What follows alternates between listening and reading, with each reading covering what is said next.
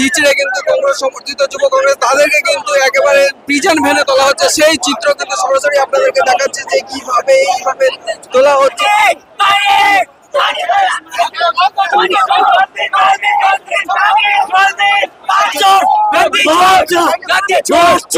National president এসেছেন, ওনার নির্দেশে আমরা ইলেকশন কমিশন অফিস ঘেরাও করতে যাচ্ছিলাম। আমাদের দাবি ভোট চোর গদ্দি চোর। তাকে আজকে দেখেন আমাদের ইলেকশন কমিশন অফিস যেতে দিল না, তারপরে এখানে আপনি দেখুন কিভাবে আমাদের কার্যকর্তাকে মারা হচ্ছে। কলকাতা পুলিশ। আমি মমতা ব্যানার্জি থেকে জিজ্ঞেস করছি, আপনি মোদির সাথে আছেন বা আপনি জনতার সাথে? This news is sponsored by Himalayan International Residential School, Siliguri. Vote চোর গদি চোর, মূলত এই স্লোগান নিয়ে কংগ্রেসের যুবরাজ পথে নেমেছিল নির্বাচন কমিশনের অফিস ঘেরাও করার জন্য। সেখানে দেখা গেল যে প্রধানমন্ত্রীর কুশপুতুল পোড়ানো হলো এবং তারা স্লোগান শাউটিং করলেন, এবং তাই নির্বাচন কমিশন যাওয়ার পথেই মাঝ রাস্তায় পুলিশ সেই গেট রেল দিয়ে তাদেরকে আটকে দিল, এবং দেখা গেল তাদের পুলিশের সাথে চরম ধস্তাধস্তির পরিস্থিতি তৈরি হলো, এবং পুলিশ তাদেরকে গ্রেপ্তার করে নিয়ে গেলেন, এবং শুধু তাই নয় তাদেরকে প্রিজম ভ্যানে তুললেন, তাদেরকে নিয়ে যাওয়া হলো, এবং উপস্থিত ছিলেন যুব কংগ্রেসের অনেক নেতারা। কি বলছেন তারা, সরাসরি শোনাবো আপনাদের। যে আমাদের স্লোগানকে মাথায় রেখে আজকে হাজার হাজার যুব কংগ্রেস কর্মীরা এই কলকাতার রাজপথে জমায়েত হয়েছি, সেই স্লোগানটা শুধুমাত্র যুব কংগ্রেস বা রাহুল গান্ধী বা অধীর চৌধুরী বা কংগ্রেসের নেতা নেত্রীদের স্লোগান হয়ে দাঁড়িয়ে নেই। এই স্লোগানটা বর্তমানে গোটা ভারতবাসীর স্লোগান। আমাদের এখন বর্তমানে ছোট থেকে অবাল বৃদ্ধ বনিতা সকলেই একটাই কথা বলছে, ভোট চোর গদি চোর। কারণ আপনারা দেখেছেন যে এই ভারতবর্ষের বুকে, এই ভারতবর্ষ একটি গণতান্ত্রিক দেশ, এই ভারতবর্ষ সংবিধান আছে, সেই সংবিধান মেনে প্রত্যেকটা যার নাগরিক আছে সেই নাগরিকের যে গণতান্ত্রিক অধিকার, ভোটাধিকার, সেই ভোটাধিকারকে কিভাবে ভায়োলেট করা হচ্ছে। আমাদের নেতা রাহুল গান্ধী প্রমাণ করে দিয়েছেন, তিনি দেখিয়ে দিয়েছেন যে ভারতবর্ষে কিভাবে ভোট চুরি করা হচ্ছে। একটা মানুষের আজকে যদি ভোট দানের ক্ষমতা, সেই ক্ষমতা সংবিধান দিয়েছে, যদি সেই ক্ষমতা কেড়ে নেওয়া হয় তাহলে তারা যাবে কোথায়?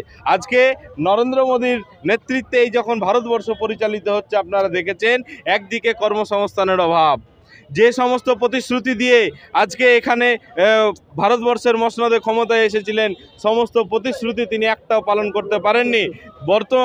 বরঞ্চ কি হয়েছে, তার নেতৃত্বে কর্মসংস্থান হারিয়ে গেছে, তার নেতৃত্বে বেকারত্ব বেড়েছে, অর্থনৈতিক অবস্থা খুব বাজে অবস্থা, নাজেহাল। গোটা ভারতবর্ষের বুকে মানুষরাকে একটা সাম্প্রদায়িকতার বিষ ছড়িয়ে দেওয়া হচ্ছে, আর এই সাম্প্রদায়িকতার নামে এসআইআরকে করা হচ্ছে দিয়ে সাম্প্রদায়িক একটা যে সাম্প্রদায়িক যে সম্প্রীতি আছে গোটা ভারতবর্ষের মধ্যে, সেই সম্প্রীতিটাকে নষ্ট করে দিয়ে তাদের মধ্যে একটা সাম্প্রদায়িকতার বিষ ঢুকিয়ে দেওয়া হচ্ছে। এরই বিরুদ্ধে আমাদের প্রতিবাদ, কারণ আমাদের দেশ ধর্মনিরপেক্ষ দেশ। আমাদের দেশে যখন কংগ্রেস ক্ষমতায় ছিল, আপনারা দেখেছেন এই দেশে কিভাবে এই ভারতবর্ষকে অর্থনৈতিকভাবে এবং প্রত্যেকটাভাবে আমাদের দেশকে উন্নয়নের একটা অগ্রগতির জায়গায় রেখেছিল। কিন্তু বর্তমানে বিজেপি শাসিত এই ভারতবর্ষে মানুষের আজকে যে সাধারণ অধিকার, মৌলিক চাহিদা, সেই চাহিদাগুলো পূরণ করতে পারছে না। আজকে এই যে হাজার হাজার বেকাররা কর্মসংস্থানের অভাবে জর্জরিত, বাইরের মাটিতে গিয়ে সেখানে গিয়ে মারা যাচ্ছে। কদিন আগে আপনারা দেখলেন, আমার বাড়ি মুর্শিদাবাদ, এই মুর্শিদাবাদে এখন অনবরত গঙ্গা ভাঙন, পদ্মা ভাঙন চলছে। সেই ভাঙন প্রতিরোধে না কেন্দ্রের না রাজ্যের কারোর কোনো ব্যবস্থা গ্রহণ করার নেই।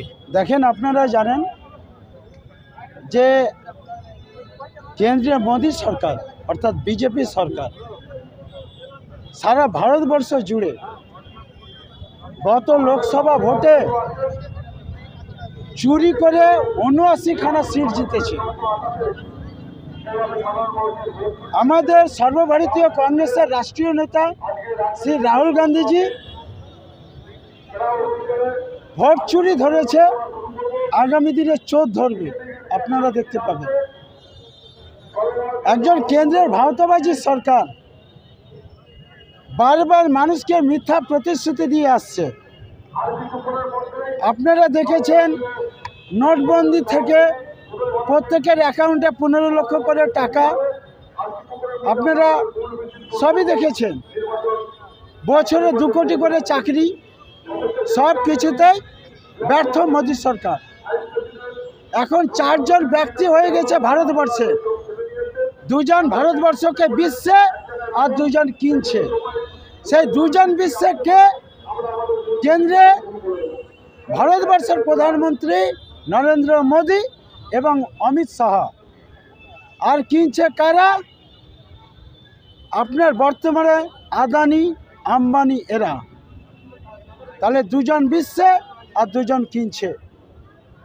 আমাদের বর্তমানে এই যে লড়াই, সারা ভারতবর্ষের যে গণতন্ত্রকে ফিরিয়ে আনার লড়াই, আপনারা চারিদিকে দেখতে পাচ্ছেন বিজেপি শাসিত রাজ্যগুলিতে দলিতকে কিভাবে নির্মমভাবে অত্যাচার করা হচ্ছে।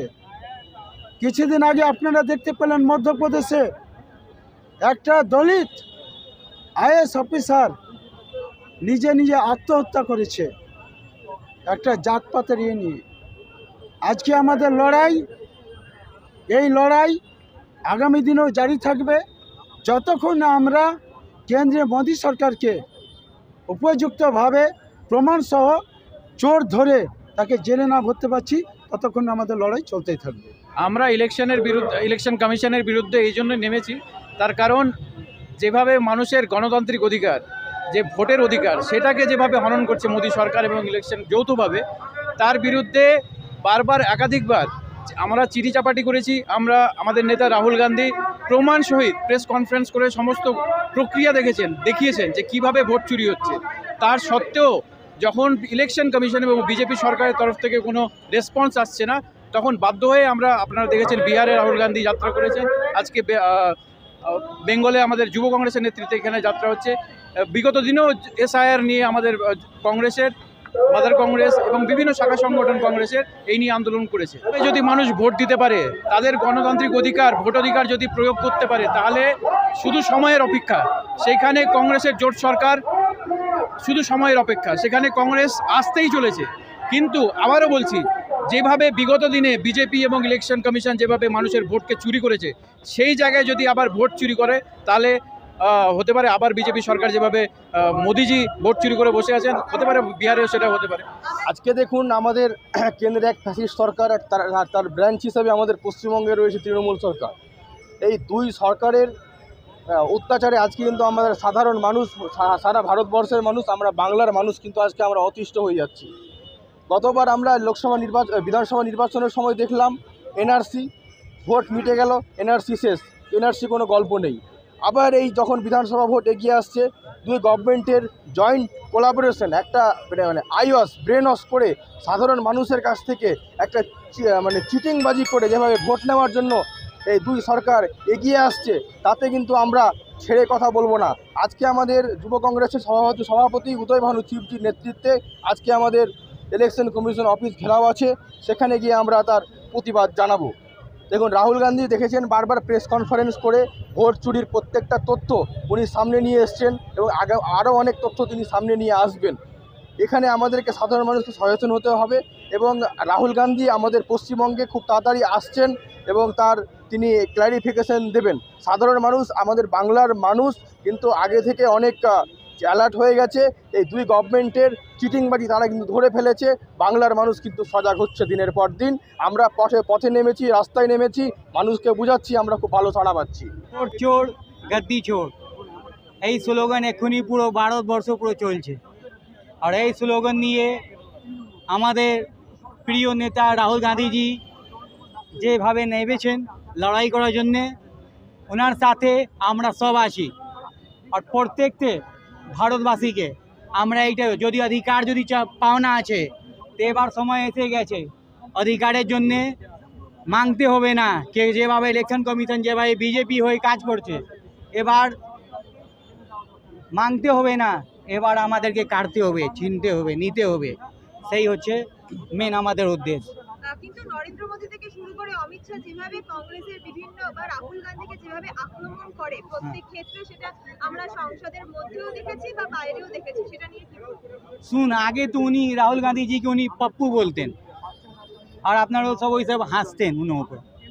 কিন্তু যেভাবে উনি লড়েছেন, আপনারা নোটিস করেছেন প্রত্যেকটা সাংসদ থেকে নিয়ে প্রত্যেকটা কর্মী থেকে বিজেপি ওনার মুখে একটাই নাম আছে, হচ্ছে রাহুল গান্ধী, রাহুল গান্ধী, রাহুল গান্ধী।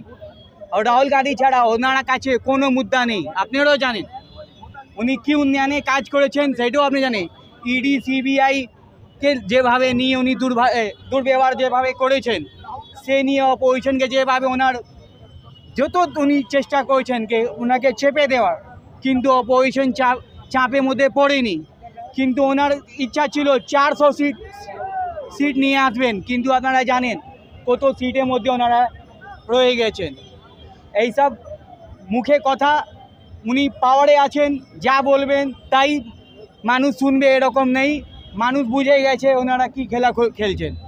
যদি নরেন্দ্র মোদী যদি 5 বছর ধরে জন্য যদি চলে আসে পাওয়ারে, তা আমি বলছি ইন্ডিয়ান লোক যা আমরা ভারতবাসী আমরা ভিক্ষাও পাবো না বাইরে।